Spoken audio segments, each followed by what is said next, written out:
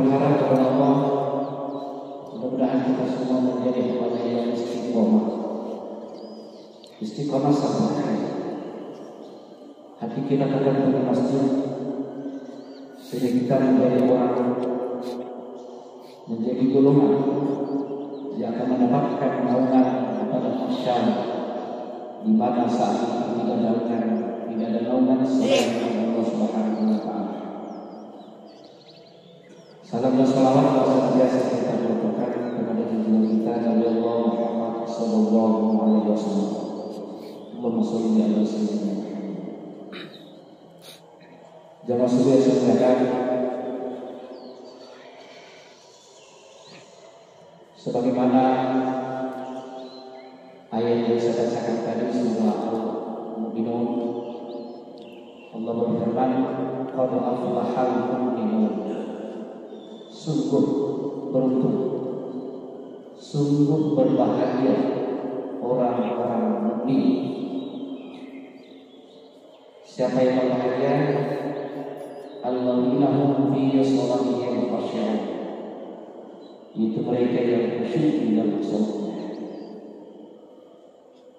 Terkait bahwa kita masih ada di bulan Rajab, di mana di bulan ini seharusnya kita mengambil ibadah, mengambil pelajaran besar untuk selalu berupaya meningkatkan kualitas ibadah kita, meningkatkan kualitas sholat kita.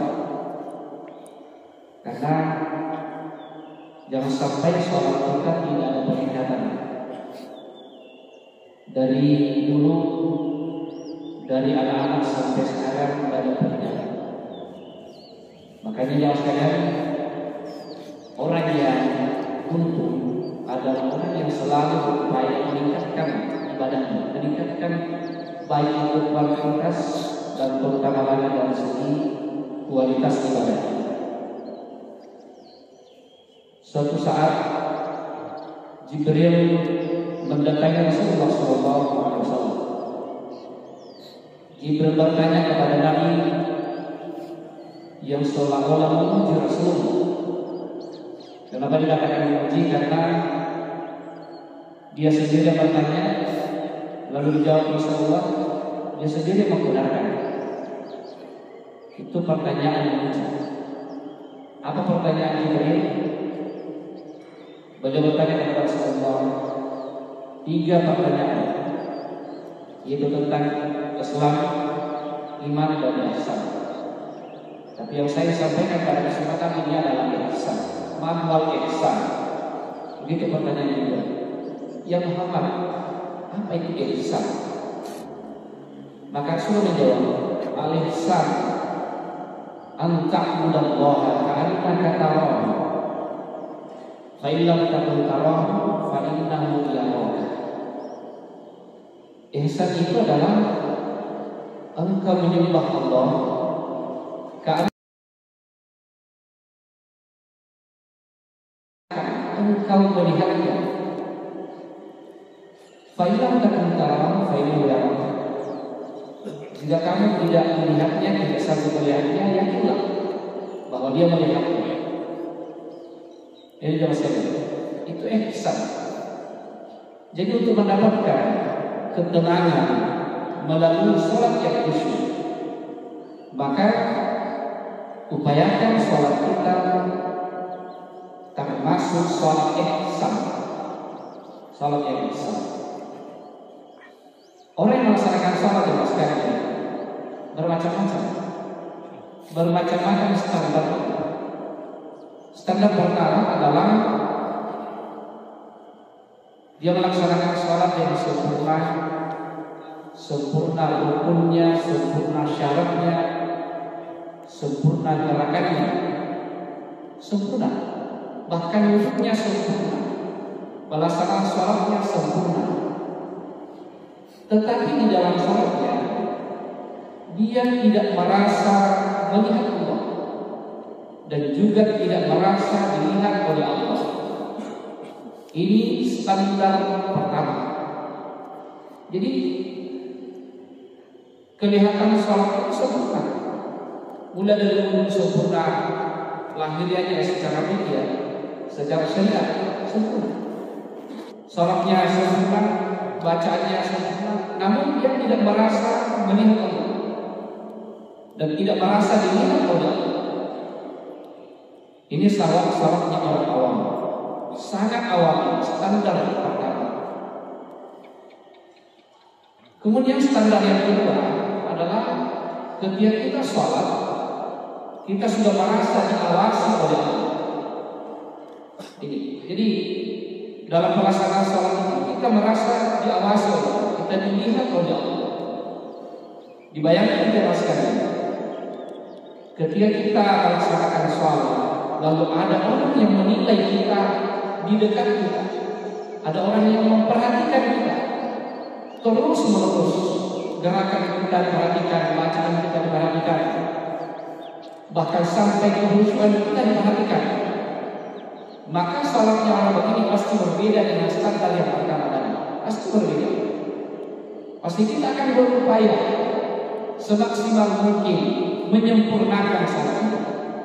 Kenapa? Karena kita merasa ada yang memperhatikan. Ini tingkatan kedua. Tingkatan ketiga adalah ketika kita sholat, lalu kita merasa melihat Allah Subhanahu wa Ta'ala. Kita merasa melihat Allah Subhanahu wa Ta'ala. Disinilah nikmatnya ibadah, nikmatnya sholat. Ketika kita sholat, merasa melihat yang kita sebut. Dan tingkatan yang keempat, ketika kita melaksanakan ibadah kepada Allah, kita sholat, lalu kita merasa bahwa kita sudah menyatu dengan Allah Subhanahu wa Ta'ala, sudah menyatu dengan yang disebut. Subhanallah. Di sini adalah puncak kenikmatan, namun ini sangat sofistik sebenarnya. Yang masuk yang sudah dimuliakan Allah Subhanahu wa Ta'ala. Jadi mari kita berupaya untuk selalu meningkatkan kualitas ibadah kita. Puncaknya bagaimana supaya hati menjadi tenang, akhlah, hati menjadi bahagia. Karena sholat itu mengantar kita pada kebahagiaan, mengantar kita pada ketenangan. Bagaimana caranya ya? Alladzina hum fi sholatihim khashi'un. Ketika sholat kita itu khusyuk adanya. Mungkin pertanyaannya adalah bagaimana supaya sholat kita khusyuk? Kadang kita melaksanakan sholat susah sekali khusyuk, susah sekali. Sebelum kita sholat tidak banyak dipikirkan, tapi begitu setelah selesai takbiratul ihram muncul semua masalah. Banyak sekali masalah-masalah yang muncul. Bahkan sesuatu yang hilang kita pikir tidak dipikirkan sebelum salat, ternyata di dalam salat muncul sesuatu dipikirkan, bahkan dicari di dalam salat. Subhanallah. Jelaskan. Memang banyak sekali ta'lil, banyak sekali penghalang untuk mencapai yang namanya salat yang khusyuk. Lalu dari mana kita memulai supaya kita bisa mendapatkan salat yang khusyuk? Karena sekali lagi kata sekalian, ketika kita merasakan salat yang khusyuk, maka itulah kenikmatan sebenarnya, itulah ketenangan, itulah kebahagiaan yang mengalahkan kebahagiaan yang lain. Kalau kita sudah bisa merasakan yang namanya salat yang khusyuk. Dari mana kita mulai? Apakah dari dulu? Boleh juga dengan sekali. Tetapi di kalangan sufi mengatakan untuk mendapatkan salat yang khusyuk, mulailah memperbaiki atau membersihkan apa yang masuk dalam tubuh kita. Di situ kita mulai. Tidak mampu kita melaksanakan salat yang khusyuk kalau yang masuk di perut kita itu sesuatu yang haram.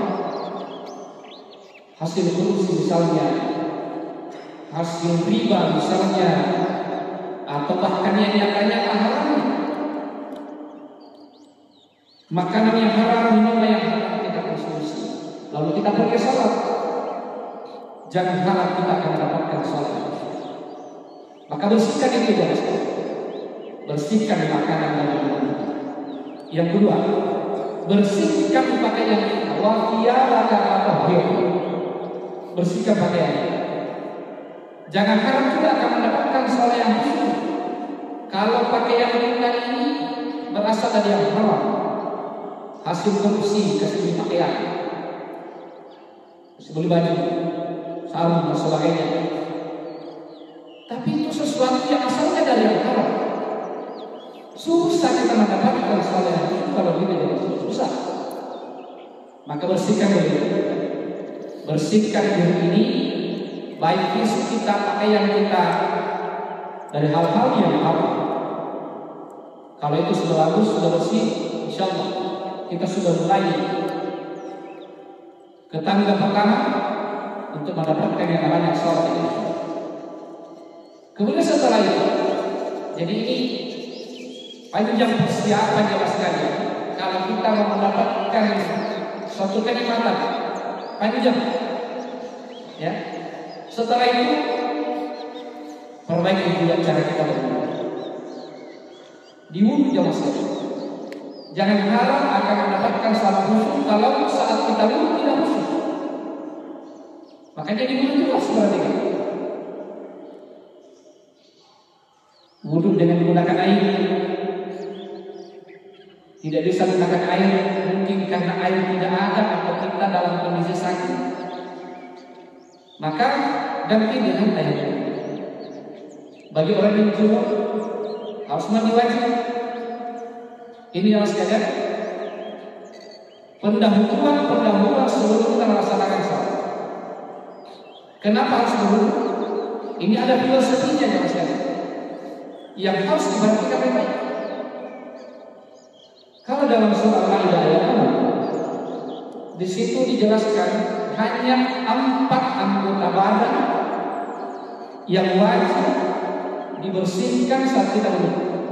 Hanya 4. Ya ayyuhalladzina amanu idza qumtum ilas sholati faghsilu wujuhakum wa aydiyakum ilal marafiq wamsahu bi ru'usikum wa arjulakum ilal ka'bayn. Hanya 4, yaitu wajah, 2 tangan, rambut kepala, dan kaki sampai mata kaki. Hanya ini. Kenapa sampai 6 rukun wudu itu ditambah 2 oleh ulama fikih kita, yaitu harus ada niat seluruhnya dan harus tertib pelaksanaannya, sehingga menjadilah 6 rukun wudu. Coba ya insyaallah kepada Allah Subhanahu wa taala. Jadi kerjakan wudu itu secara khusyuk. Bagaimana caranya maksudnya? Ya selain menyempurnakan tata cara kita berwudu, juga sempurnakan dengan melaksanakan sunnah-sunnahnya. Misalnya di dalam wudu disunahkan kita menghadap kiblat, disunahkan. Kemudian disunahkan tidak bercakap-cakap saat berwudu. Jangan bicara-bicara saat berwudu. Kemudian upayakan berdoa sebelum berwudu, berdoa pada saat sedang berwudu, dan berdoa setelah berwudu. Karena ada doanya. Sebelum wudu ya kita berniat nawaitu mu'adiran il hadafi aswad pada lillahi ta'ala. Ya, kita berwudu situ. Saat kita berwudu mulai dari cuci tangan ada doanya, berkumur-kumur ada doanya, beristinsya menghirup air ke hidung lalu mengeluarkan ada doanya, cuci muka ada doanya, tangan ada doanya, mengusap rambut ada doanya, sampai cuci 2 kaki semua ada doanya. Kalau ini kita bisa lakukan, dihafal semua doa-doanya sambil berwudu, kita juga berdoa, insya Allah tidak ada kesempatan untuk bicara saat itu, karena kita khusyuk. Bukan hanya lahiriahnya, tapi di situ juga ada batiniannya yang harus kita perhatikan. Jamaah yang saudara dimuliakan Allah Subhanahu. Berwudu secara syariat, ketika kita sudah menyempurnakan basuhan atau mencuci dengan sempurna anggota-anggota wudhu itu sudah sempurna wudhu kita secara syariat. Secara syariat. Tapi secara tarikat belum. Kenapa? Karena dia tidak memaknai pelaksanaan wudhu, tidak memaknai pelaksanaan wudhunya, meladari, mencuci muka, apa sebenarnya di situ yang kita cuci, mencuci dua tangan, mengusap rambut, kaki, itu seharusnya dimaknai dengan sekali. Kalau kita sudah mulai khusyuk di sini, insya Allah nanti kita sholat, kita akan mencapai namanya kenikmatan sholat itu. Jamaah yang sholat dimuliakan Allah Subhanahu wa Ta'ala. Ya, misalnya pada saat kita mencuci muka, adakah yang mengatakan bahwa ketika kita berwudu maka dosa-dosa kita itu berjatuhan bersamaan dengan jatuhnya air. Tapi bagaimana? Apakah semua orang berwudu itu dosa-dosanya jatuh atau tidak? Tidak semuanya masalah. Hanyalah mereka yang memahami, hanyalah mereka yang memaknai wudu itu. Maka memang caranya baik, pahami yang baik, wajah itu apa sesungguhnya. Makanya kalau katakan faqsilu wujuhakum, bukan faqsilu wajhakum. Jadi kalau dikatakan wajhakum itu satu wajah, cucilah wajahmu, satu wajah. Tapi kenapa Allah katakan faqsilu wujuhakum dalam jalan? Cucilah, bersihkanlah wajah-wajahmu. Yang mana yang dimaksud itu? Kenapa Allah katakan wajah-wajahmu? Padahal sebenarnya wajah ini hanya satu. Jemaah sekalian, dipahami dari sini bahwa pertama, di wajah ini ada beberapa panca indera yang selalu memasukkan dosa pada kita. Di sini ada mata. Bersihkan itu. Tobatkan dosa mata kita. Tobatkan dosa mata kita dari sekali. Di wajah ada ini, di wajah ada mulut yang selalu bicara, yang selalu gosip-gosip. Jangan sekalian, saat kita berwudu, ingat semua dosa-dosa kita, dosa mata, dosa hidung, dosa mulut. Lalu tobatkan di situ. Insya Allah berguguran dosa-dosa itu bersamaan dengan jatuhnya air kita. Jamaah semuanya insya Allah dimuliakan Allah Subhanahu wa Ta'ala. Itu pertama.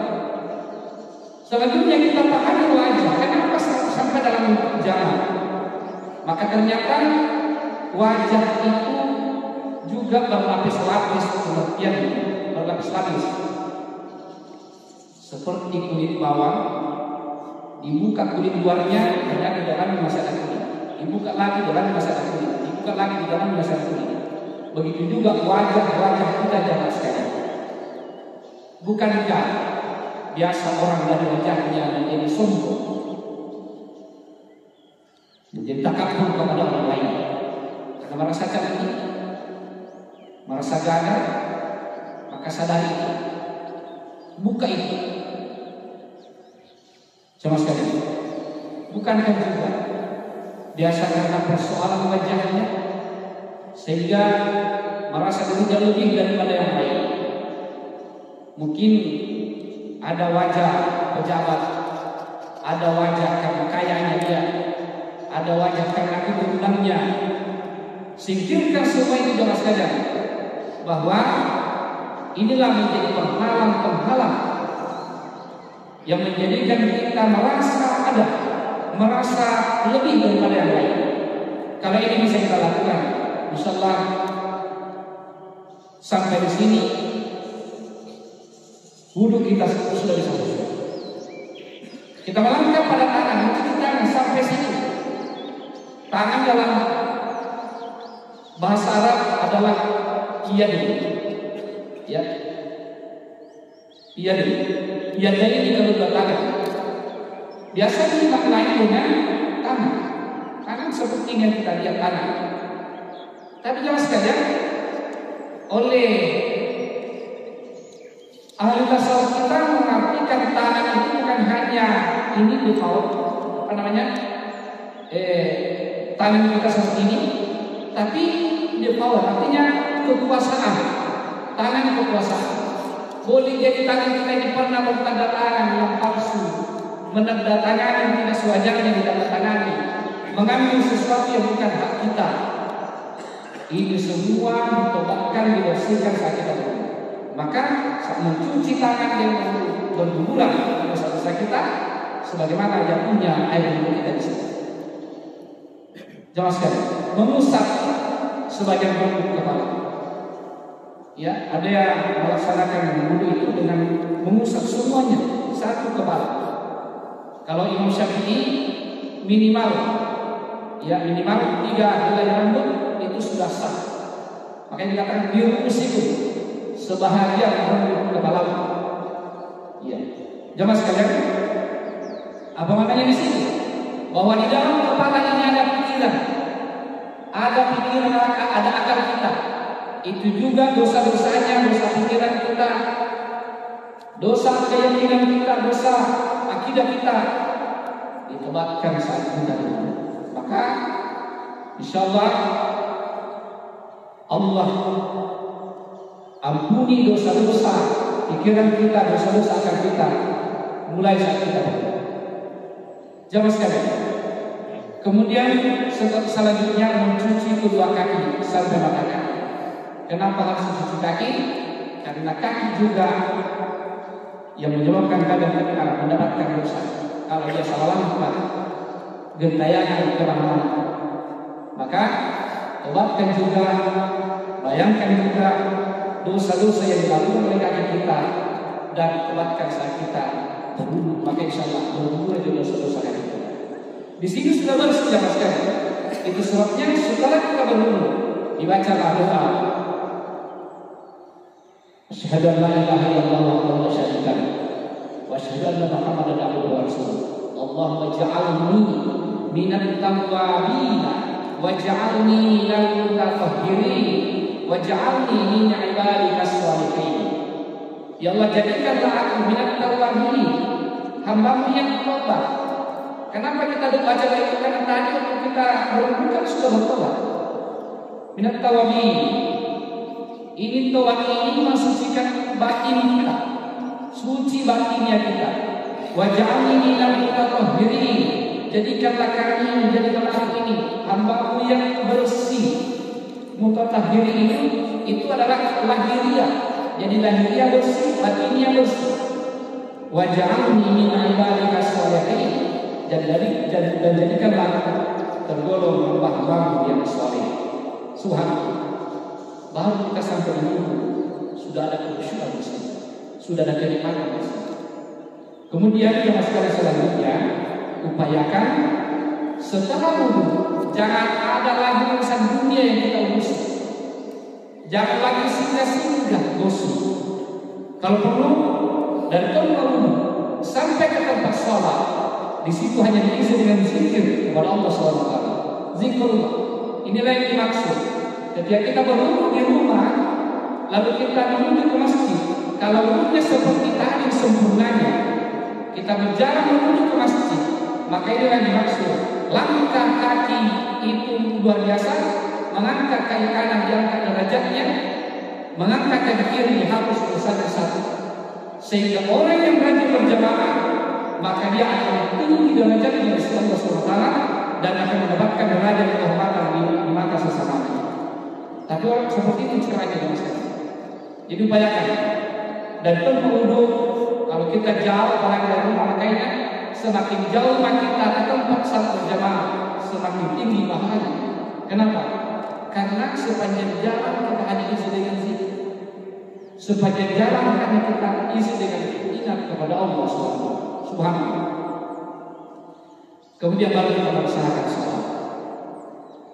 Jemaah sekalian, salat juga bertingkat-tingkat adanya. Kalau kita salat sudah melaksanakan rukun syaratnya secara sempurna, maka secara syariat salat kita sudah sempurna adanya. Dia bagaimana kita sembahyang sempurna supaya mana-mana tidak dimaknai as-sembahyang ini baju juga kita maintain, baju kita rukuk, sujud, semuanya sampai akhir sudah sempurna semua, maka secara syariat salat kita sah, salat kita sempurna. Hadir sekali. Dan sekali lagi ini standar pertama. Lalu bagaimana kalau tidak begitu? Mulai dari itu jadi keruang, mulai itu jadi sambayang harus tumbuh cerita kunci. Libat boleh dari sambayang, game boleh, kalau dan sebagainya. Bahkan saya cerita bermain asam bayang karena si lalu alamat sulampan. Berarti ini standar di bawah standar minus salah orang seperti ini. Inilah yang dimaksud dengan alladzina hum fi shalatihim khashi'un. Orang seperti inilah yang salat itu sia-sia. Kenapa sia-sia? Ya karena salatnya apa adanya, asal-asalan. Bahkan alladzina hum yura'un. Salat itu hanya karena ingin dilihat, hanya karena ingin mendapatkan pujian, hanya karena ingin diponis oleh sesamanya punya Tuhan. Pas sampai itu gitu ya. Hanya karena itu saja.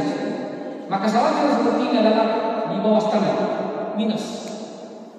Kalau ini terus kita lakukan sama sekalian, nol, tidak ada sama sekali nilai atau pahala dari salat. Jawab sekalian. Jadi itu tadi, kalau sudah sempurna semua rukun syaratnya, itu baru standar kita. Karena baru kita disempurnakan, tapi belum merasa dilihat oleh Allah. Makanya melalui kesempatan ini saya sampaikan kepada kita semua dan kepada diri saya, mari kita berupaya. Jangan hanya salat kita salat syariat, tapi tingkatkan sedikit maknai salat, maknai apa yang kita baca. Kalau semua yang dibaca di dalam salat kita sudah pahami apa artinya, apa maknanya, insya Allah sudah mulai khusus. Kenapa? Semua bacaan salat itu tertuju kepada Allah. Semua tertuju kepada Allah. Misalnya dalam surah Al-Fatihah, situ kan kita baca iyyaka na'budu wa iyyaka nasta'in. Di situ menggunakan kalimat iyyaka, bukan iyyaka.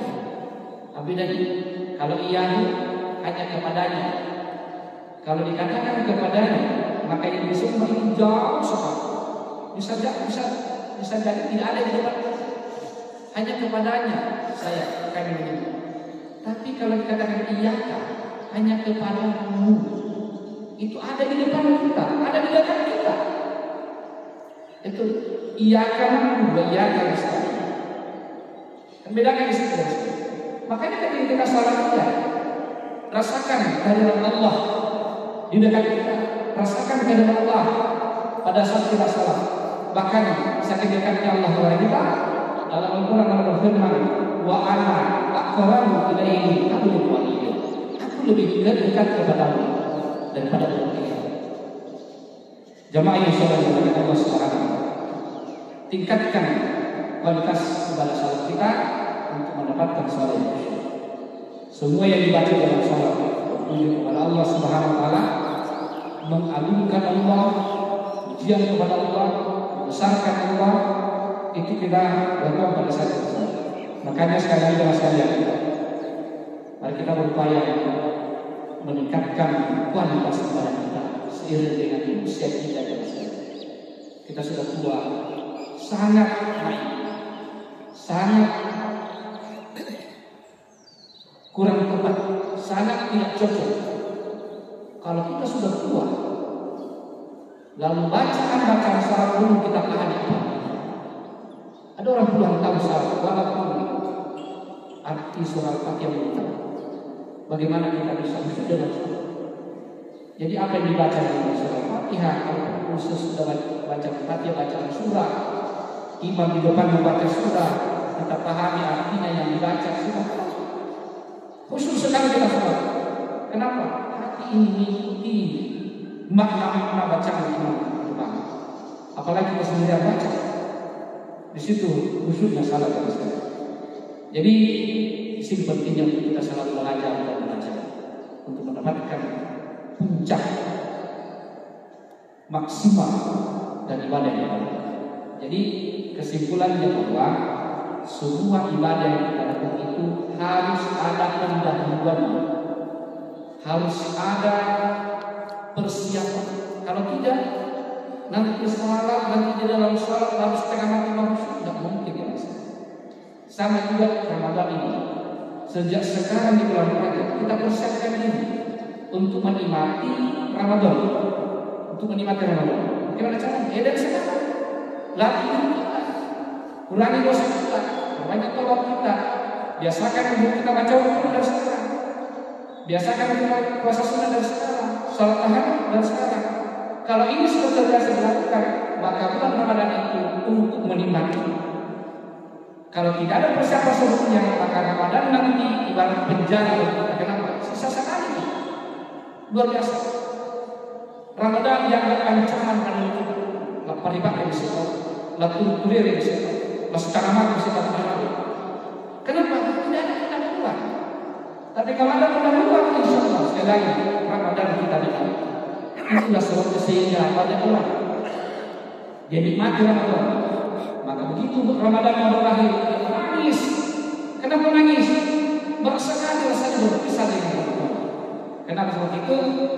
Jawabannya karena ada pendahuluan, ada persiapan sebelum-sebelumnya. Demikian barangkali yang saya sampaikan sebagai dari semua.